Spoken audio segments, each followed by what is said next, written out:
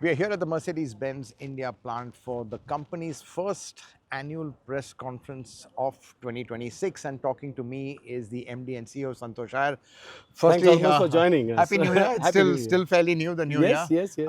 and promises to be exciting. But Sure. Santosh, before we get into 2026, just a quick recap on 2025. We've seen the numbers, 19,000 units, still good, but a 2% drop from last year. So clearly, want to get your reasons for that, and just looking forward as to how 2026 is going to pan out also. But just let's talk numbers first. Yeah. Good numbers in absolute terms, but looking at it from how you did in 2024, there has been a drop. So yeah, for sure. I think if you see, we are very clear that in this 19,000 odd units, the biggest growth has come for us in the top end segment. We grew by 11%, which also shows a big revenue growth. That's for it's clearly 2025 has been the best year for us ever in terms of revenue. That's one way. The other way to look at it is in absolute volumes. You touched upon the degrowth, and that's primarily driven by a 23% degrowth in the entry segment. So what's happening in the entry segment? One is driven by certain products, but also discounting. A huge price war happening there in the entry segment, where first-time buyers are buying more premium than luxury.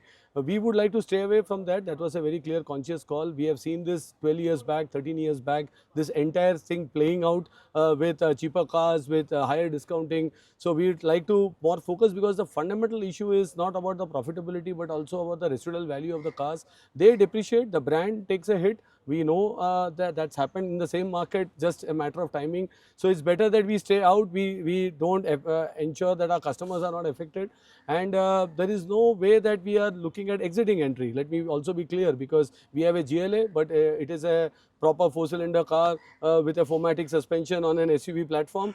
Diesels are also strong there. If I look at maybe, yes, we had the A-Class, the EQA and the EQBs of the world, but they will all now be replaced by the latest generation CLA. It's only logical because there's the next gen platform coming. And I think we are quite focused. Today we announced the MB charge, the electric ecosystem, so on and so forth. So we continue to play on our strength, which is the brand, which is the product proposition, and we will surely prioritize value over volume. Right, prioritize value over volume. But again, I mean, just to press you on EQA, EQB, they came, really didn't do too well.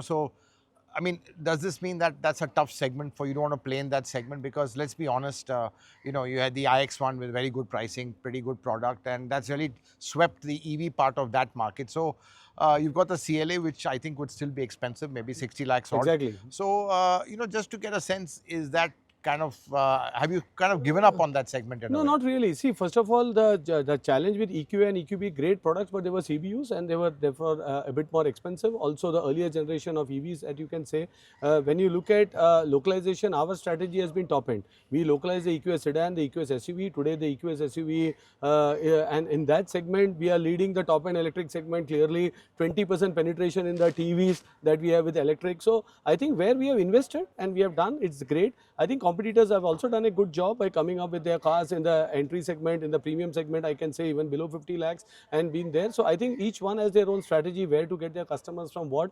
As I said, our localization strategy was more top end and trying to focus at a different end of the EV buyer. So each one for their own, I would say. Right. So clearly you don't want to play in the volume game where the discounts are. Could 2026 be a year where you might even be prepared to lose the number one position? Is that something you've had it for many years? And obviously, there is some halo around that, being the number one luxury car maker in terms of volume.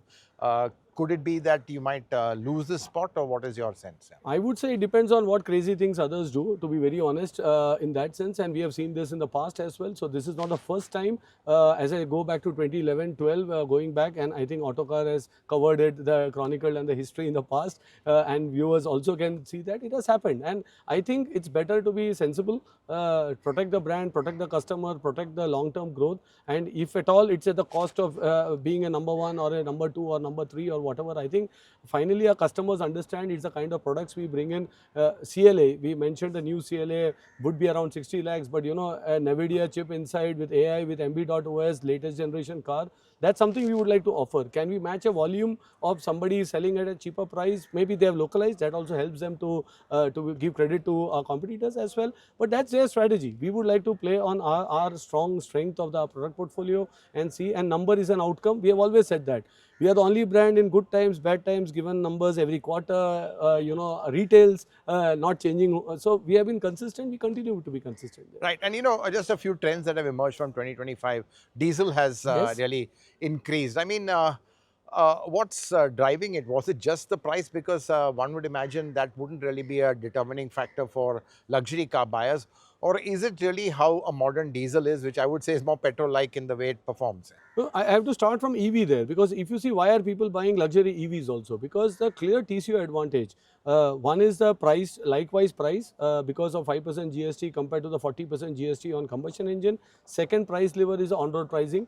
We have seen states which had on-road price, zero road tax. They used to have 10-12% EV penetration. And then they reversed it. They reversed it. Yeah, up Again, and when they down. came back, it Yeah. again went back to 9-12. Right, So right. it's clear price sensitivity across. But then when the GST reduction happened, combustion engine prices came down by 6%. Then the TCO argument with EV again was challenged, and diesels, because of the nature of the performance efficiencies, consumers shifted and our share also shifted. Right. Of course, we are running a ship which takes time to steer. It takes us 6 months to meet the demand, but as of today, GLC, diesels, GLA, we are in short supply actually. But would you say diesels is more an SUV phenomenon, not so much for the sedans? But on E-Class, we see a diesel phenomena even on E-Class as well. So there roughly is what would nothing, that percentage be of diesel? it is similar to the 30, 35, 40% of diesels even on E-Class we see. So Right. we don't see a shift between SUVs and sedan, at least in our portfolio. Right. And just talking about the E-Class, Santosh, this is really, your kind of, let's say, hero product. It's the center of gravity of the Mercedes range in India, doing phenomenally well. I think better than ever. And you've really hit the market. You've not launched it without some basics like sunshades, which others, or sunblinds, which others haven't done. So, E-Class, clearly that's one segment when you came. You're not going to let that segment go come what may, and you've given multiple options as well. So do you think, E-Class, just to get your sense, how did that do in 25 and how do you see that doing in 26? But this is a super point that you asked. If you compare the E-Class, there again we are facing a tremendous price war, but there is nothing we are budging, and we are able to, because it's a customers understand, maturity of customers are better.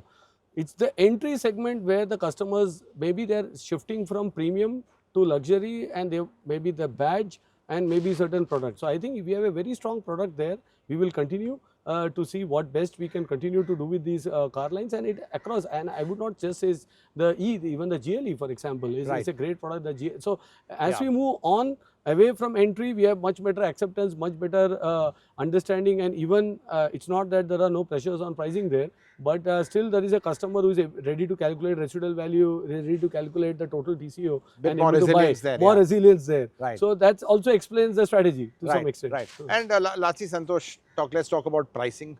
Pricing has gone up, but the euro, I think, or the rupee has depreciated against the euro about 19% in the year. Yes. So, I mean, what does that do for companies like you all, and what's the way going forward where, let's be honest, there's still a high level of import content even in an assembled car. So, just trying to understand, how much can you pass on to the customer, and must be a big squeeze on margins as well. No, absolutely. There is pressure. Last year we only passed on 5% to the market. Now we have added 2 more percent, and we have to look at quarter by quarter. So we have to calibrate. I think the customer may not be ready to pay for the entire change. But customers travel abroad. Our segment of customers, they have houses in UK and others. They all know their costs have gone up of travel.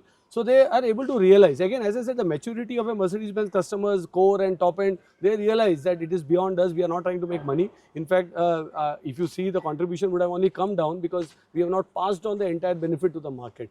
So that, I think, is a fact. Localization should help more and more. We have localized the E-Class sunroof, for example. We are localizing more tires. We are more, because that helps us to partly mitigate. But there is a limitation with the number of volumes that you can do this kind of localization. But otherwise, yes, this is a challenge, and that's one of the reasons why the outlook also for 26 is optimist, moderately optimist. Growth should come in, but this will be a headwind for us for sure. Right. And on the Maybach, India in the top 5 markets for Maybach in the world, that's pretty impressive. Yeah. What's driving Maybach growth? I know very small base, and who are the typical customer who's buying a Maybach? Because you would imagine they'd be slightly elderly customers, or are they younger customers? So just trying to understand who's the Maybach customer, what's the trend emerging? You know, in the top end, the biggest segment is the younger customer actually. Even for Because Maybach? even for Maybach and S-Class Maybach as well. Not just for the GLS Maybach, because they today are not going through that ladder approach. Slowly, but one day I buy a Maybach kind. And actually a lot of these IPOs, startups, funding, when they get the money, they have grown up dreaming a bit, I would say, and then they just want to get the car. One of the reasons we announced air freight as part of the price for the first time is they're not ready to wait. They're saying, why don't you configure and keep it here? It's not Right, possible so much. right. Also, their tastes are different. Right. So we said, let's put it in the price, let's get these cars, and they want it yesterday, because that's how fast and restless an older profile would prefer to wait. They will look at this. So I think there is a new India clearly coming in who wants this. A lot of celebrities, I think when you open social media, you can see many of these guys driving these cars. And I think that's a changing India that you can see in terms of consumption. Right. So no, that's quite interesting. So what you're saying is a lot of young customers are coming into the Maybach. Yeah, and they're super sensitive. Right. Also in terms of, for example, we spoke about e-active ride control. They want that as a, because they are so sensitive on the ride quality, the acoustics inside the car, the music. So you can see a much more refined luxury car buyer than just buying any other car, just for the brand or for the badge. And I would imagine a little bit more tech savvy. Do you see a combination Very of much, that? very much, Right. very much, because in terms of connectivity, in terms of what they expect from the car, it's really top notch. Right. And last question, Santosh, again, 2026, 12 models coming.